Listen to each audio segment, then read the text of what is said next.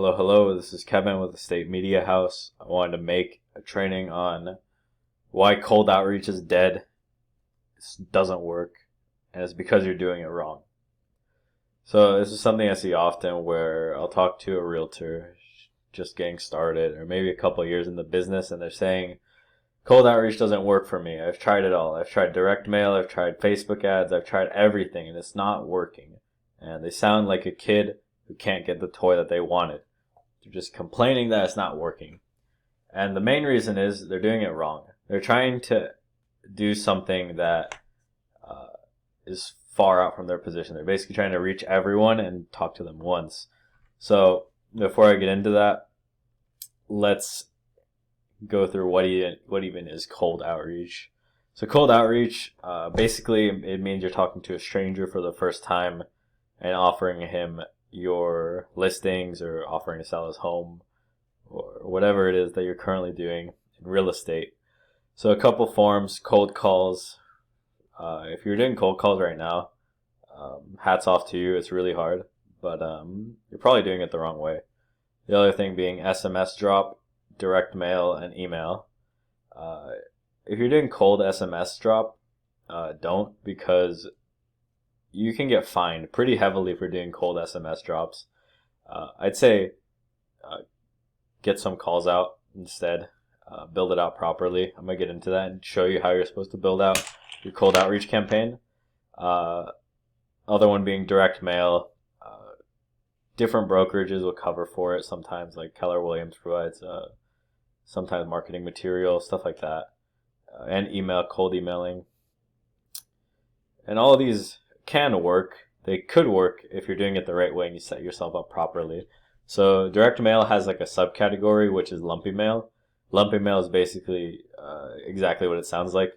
Instead of sending a flat postcard or something, you're sending out something with lumpy. Usually these are a little bit more expensive to send out depending on your state, but they work a bit better since people will usually open them up thinking it's like an Amazon package or something. You can get these fulfilled as something like 3D mail results. You can get the stuff at like 4imprint. They're pretty cool. You can get little trinkets and stuff. I'll give you a mock lumpy mail campaign in a second. So here's how you properly do it. With a follow-up sequence, you're consistently providing value, you're properly filtering, and you're building rapport and all that together. So the entire point of cold outreach is to get away from being cold with that person as fast as humanly possible. If you can go from complete stranger to their best friend, that's ideally the best thing you can do. We do something similar for our clients where we try to warm them up, get them ready to set up a time to talk to our clients, whether that's about a listing or about selling their home. So what you do with this is you provide value. You're building rapport with them consistently, and one thing is you have consistent touch points.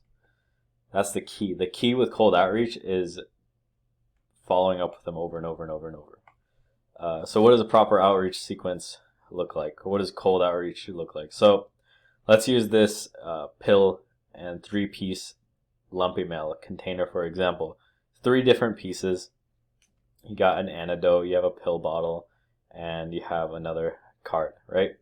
So let's say your first thing is provide value with a call to action. Maybe something like 5 things a first-time home buyer should learn about or should know about. And then you give them that article and you give them that information to help them out, right? And at the end it has a call to action or it has some way to get in touch with you. Then you check and you follow up. Always follow up. Typically you want to be able to check with them sometime. Maybe you got lost in the mail. Maybe they saw it but forgot to reach out. Maybe they didn't get around to it and they just didn't know about that. You can delegate this. It's not something complicated.